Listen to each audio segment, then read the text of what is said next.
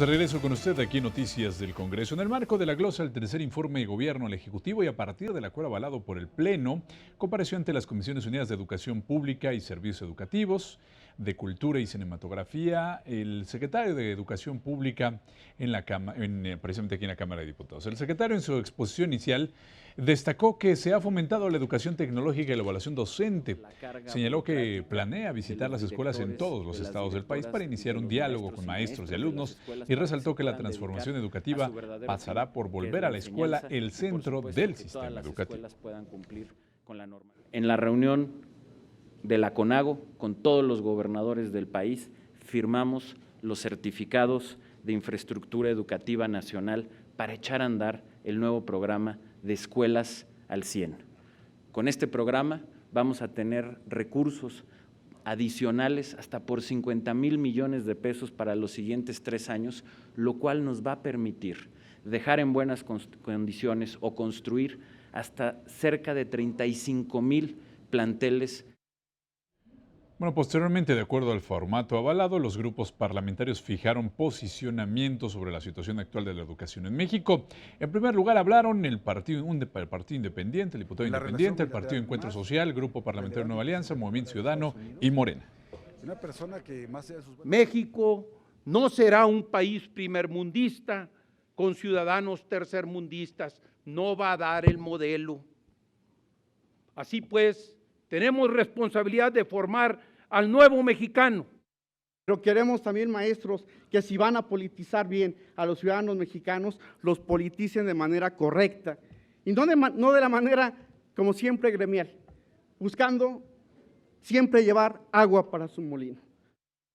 Evolucionamos en un modelo rígido y vertical a otro donde el sistema está al servicio de las escuelas y los alumnos. En este sentido, el binomio docente-alumno requiere de una adecuada infraestructura. La inequidad educativa solamente se combate con calidad, con maestros capacitados, infraestructura digna, materiales adecuados y de manera fundamental con procesos pedagógicos que atiendan de modo integral a los niños y que respondan con relevancia y pertinencia a sus necesidades. La evaluación no puede ser el fin último de una propuesta educativa, como tampoco puede dar prioridad a los aspectos administrativos y políticos dictados por la OCDE.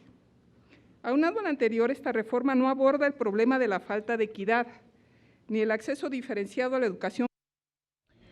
Bueno, y continuaron los posicionamientos por parte de los grupos parlamentarios del Partido Verde Ecologista de México, el Partido de la Revolución Democrática, el Partido de Acción Nacional, el Partido Revolucionario Institucional. Debemos reconocer que durante el ciclo 2014-2015 la inscripción en la modalidad escolarizada alcanzó 36.1 millones de estudiantes, lo que en el siglo pasado era la totalidad de la población de México. Cifra superior hoy en 308,000 alumnos a la registrada en el ciclo escolar anterior. Encontramos un sistema educativo nacional deteriorado, inequitativo, con grandes carencias, falta de inversión y empantanada en conflictos políticos. Que en el ciclo escolar recién terminado se operaron 23,182 escuelas de tiempo completo. Pero ¿cuál ha sido el resultado en el fortalecimiento de los aprendizajes y la optimización del uso y del tiempo escolar? Los números no bastan. México debe de avanzar a un mismo ritmo. En este contexto se acrecienta cada vez más la importancia de coordinar acciones que propician el cierre de brechas de cobertura, calidad, equidad y desarrollo científico y tecnológico. Luego de los posicionamientos y de acuerdo al formato avalado, iniciaron las preguntas y respuestas. La diputada Norma Edith Gutiérrez del Partido Encuentro Social se refirió a la libertad religiosa en la educación. Dijo que se tiene registro de que en algunas entidades escolares se ha denunciado la existencia de una ideología de género, por lo que pidió una respuesta al secretario. En este contexto le pido respetuosamente, señor secretario, dé respuesta como factor esencial para la calidad educativa al llamado a luchar por el respeto a la dignidad humana del hombre y de la mujer sin violentar con ideologías que atentan contra nuestra Constitución. ¿Cómo podremos hacer posible que esto sea realidad? Pero por supuesto que la educación de este país parte de un principio laico, así es como nos estamos conduciendo, así es como nos seguiremos conduciendo, y cualquier irregularidad a este respecto será investigada y, en caso de encontrarse así, sancionada de acuerdo a lo que nos marque las leyes. Manuel Alexander Cetina, de Nueva Alianza, dijo que las necesidades educativas de la población deben ser atendidas, por lo que cuestionó los recortes presupuestales al ramo educativo, aunque el secretario refutó señalando que este presupuesto que se aprobará será el más elevado. Compañeros legisladores. En el rubro educativo se contará con no menos de 709,000 millones de pesos. Sin embargo, esto aún dista mucho del 8% del Producto Interno Bruto registrado en el artículo 25 de la Ley General de Educación. La suma global de todo el presupuesto federal para el próximo año alcanzará los 709,000 millones de pesos. Es sin duda la cifra más alta que se ha invertido en la historia de este país en educación. Estamos hablando de casi 5 puntos del Producto Interno Bruto, es alrededor de 4.8%, 4.7% del Producto Interno Bruto, y esto es un incremento respecto al presupuesto del año pasado de 27,000 millones de pesos.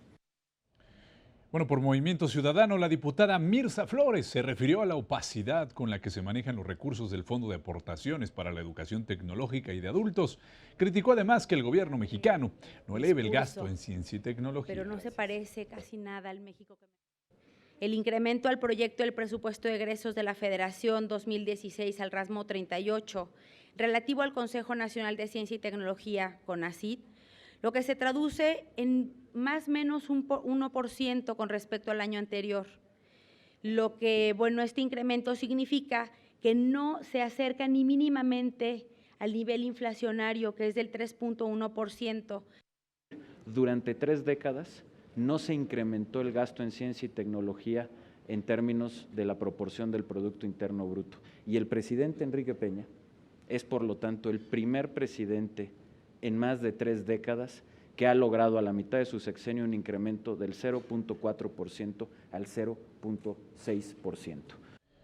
Bueno, posteriormente el grupo parlamentario de Morena cuestionó al secretario de Educación Pública sobre el papel del Ejecutivo respecto a los docentes. Pidió además abrir canales de diálogo. ¿Qué se va a hacer con los maestros para que dejen de hacer tanta burocracia administrativa y se dediquen realmente a lo que es su función docente? Me parece que obviamente todos los maestros y las maestras de México tienen plena libertad de poder tener actividades políticas y de militar en el partido que ellos lo deseen. Lo que obviamente está no permitido es que sea como una coacción.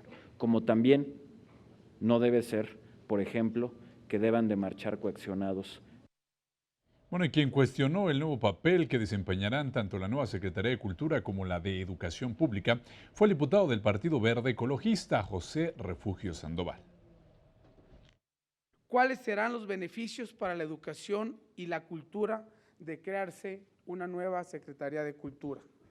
¿Se va a dejar de concebir a la cultura y a la educación como un todo o al menos como ejes articulados?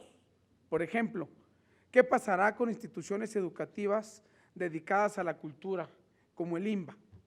¿Quién tendrá la rectoría en estos casos?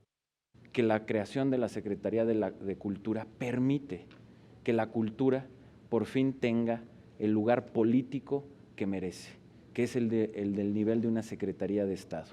Y a partir de esto se nos va a permitir que la cultura tenga el peso y por lo tanto la eficacia y la eficiencia que requiere. Bueno, y el grupo parlamentario del PRD indicó que no se ha logrado diseñar un proyecto educativo consistente, lo cual, dijo, resulta preocupante debido a la reducción del 3.84% para la educación en el próximo presupuesto.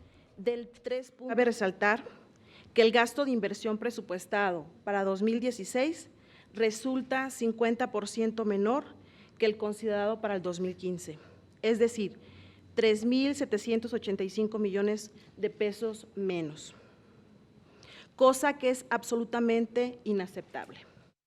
Si tomamos en cuenta el total del gasto federal en educación, es decir, el ramo 11, el ramo 33 y el ramo 25, tenemos un incremento en el gasto de educación para el próximo año en el presupuesto que envió el Ejecutivo a esta soberanía.